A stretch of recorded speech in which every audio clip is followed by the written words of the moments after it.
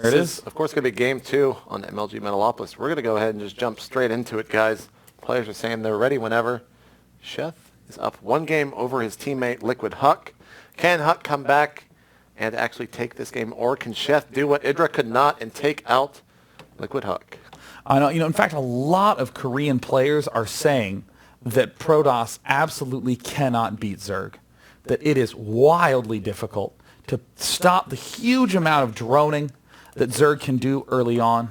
Extremely difficult to put any pressure back on the Zerg player. In the north position, we see Liquid Sheth spawning as the blue Zerg down south.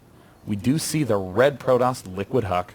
And this is going to be pretty good positions for Liquid Sheth, but at the same time, sometimes Huk can play a very pseudo-passive Protoss in the sense that he'll just sit on 3 base, 4 base, get those Colossus out, use those to kind of bounce back and forth from his natural to the middle of the map, denying some of the creep tumors, then come back, get even more forces, and as soon as he feels like he's ready to move out with that money mix army, like we saw against Idra on that Shakuras game where both players were oh so passive against each other, he'll just move out and completely destroy his opponents. So we'll have to see how this map will be playing out. So we see a probe going out for Huk to scout out the 9 o'clock position, drawing the heart as always.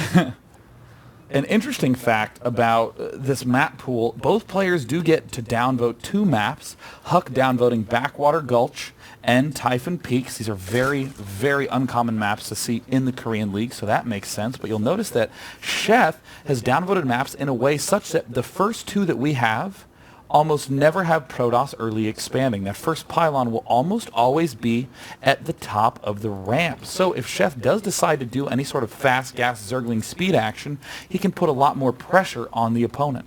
And if we do go on to a game 3 here, if Huk can actually seal a victory, we'll be headed to Tal'Darim Altar, the biggest map in this Blizzard Invitational map pool.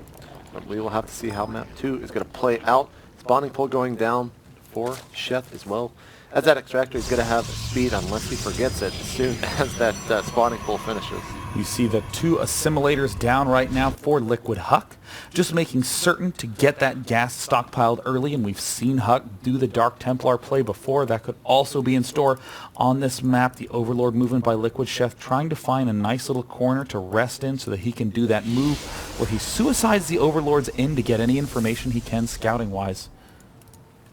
And we see Sheth getting that queen out. He'll probably be taking his expansion here pretty soon. As 4-lings are about to pop, it will try to kill that probe. The probe sees the fact that that spawning pool is up, and he's going to go ahead and return home. Here comes the drone from Sheth right around the time he approaches 300 minerals. And there it goes, the hatchery down at the natural, back in the base of Huk. He has started his cybernetics core, also added on that second gas very, very early, like you were mentioning. And I'm curious if Huk really will go for the fast DT. We saw it get a relatively easy win against Ostoji. However, Ostoji was just seconds off in that timing. Huk may very well be up against a nicely timed Evo chamber to where the Dark Templar don't really do much at all. And what will Huk's follow-up be then? We've seen the Zealot Archon play become very popular recently, but we don't really see Sheth being one of those players who does the Ling Baneling action. The Archons might not work as well. See a sentry coming out of that gateway, and if he was going for the quick DTs, he might have gone to the Stalker instead. At the same time, he is getting that Twilight Council. Perhaps he feels that the sentry is needed here to kind of mix Sheth up, and like you were talking about, playing those mind games, as these 2 players probably do quite practice a lot with each other.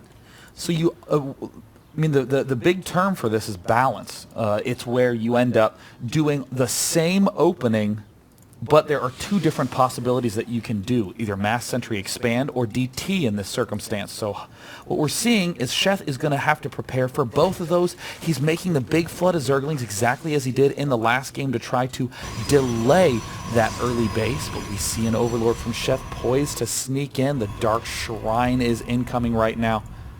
This does mean that Sheth could be in a lot of trouble.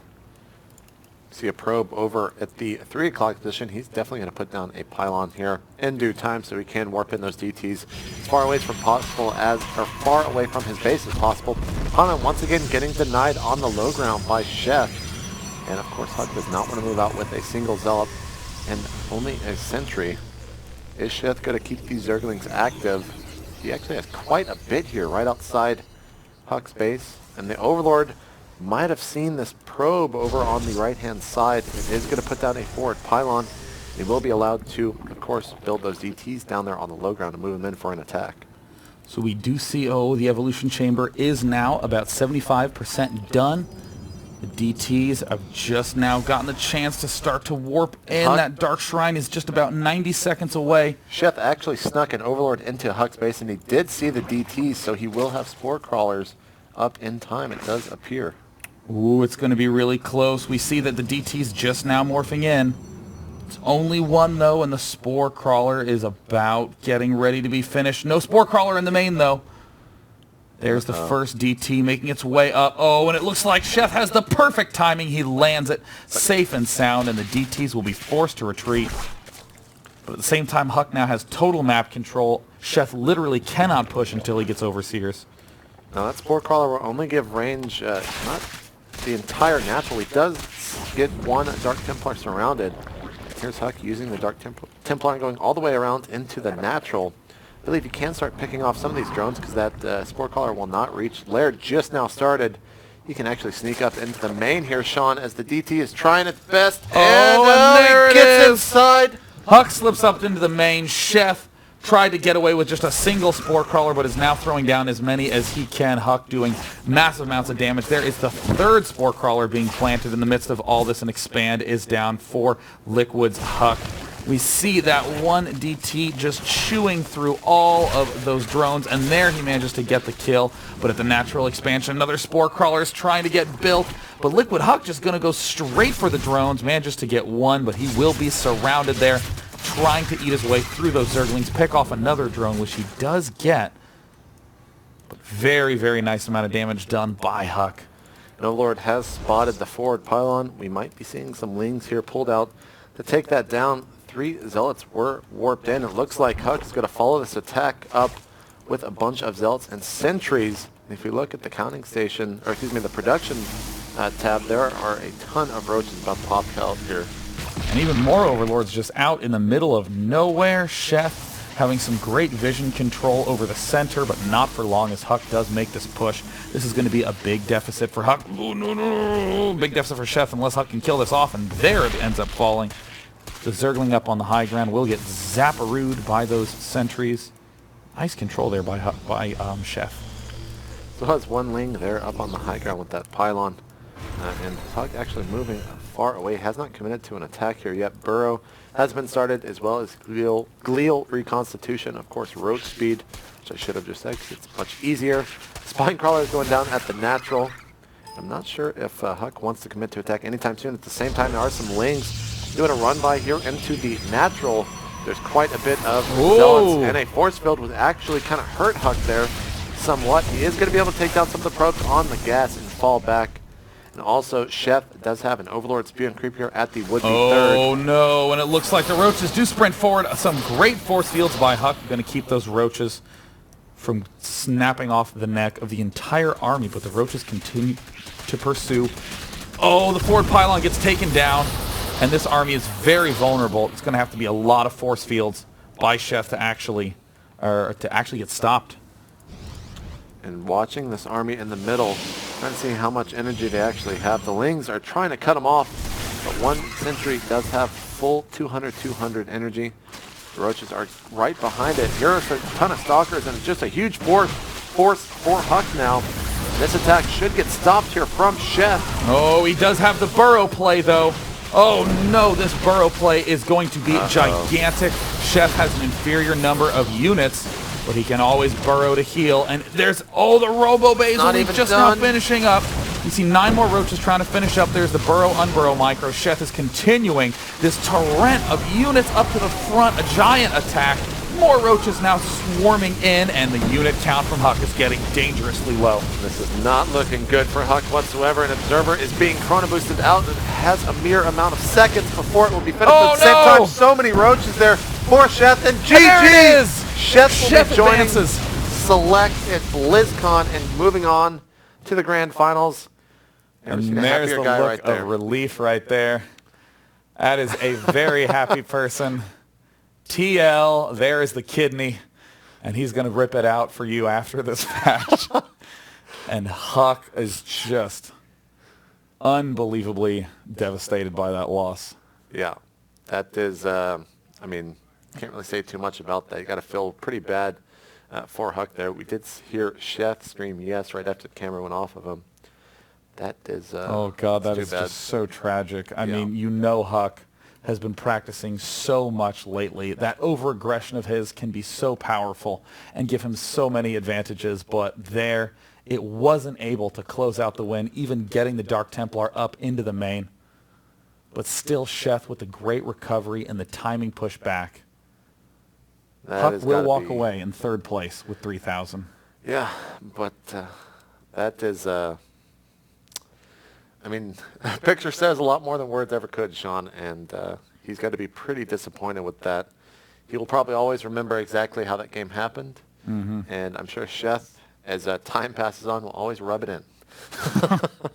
Sheth and Huk, very, very friendly teammates, though, have played a lot of games together, but that really goes to show the practice that Sheth has been putting in. We've seen him do so well in GSL against Protoss. The only loss he suffered was against Puzzle, the eventual winner of GSL Code A. And as we go back and look at those brackets, it means that Sheth will get the chance to have a rematch against Dignitas's Select.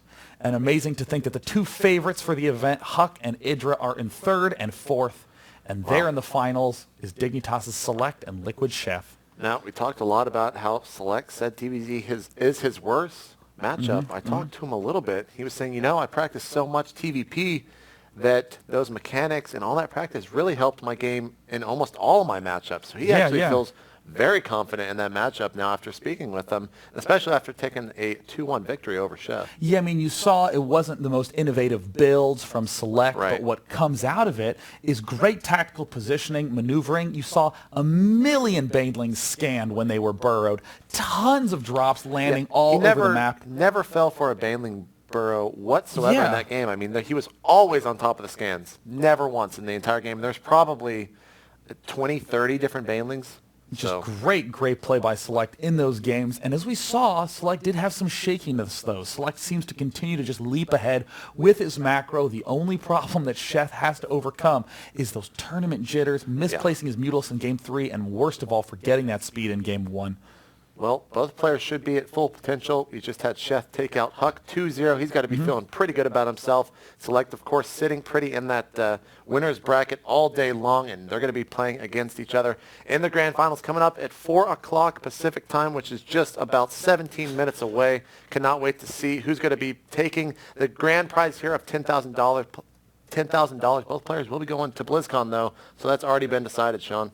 Well, without any further ado, we will be stepping away, and when we come back, we're going to find out who the grand champion of the North American Invitational is here for the Bnet qualifier to BlizzCon. See you in just a bit.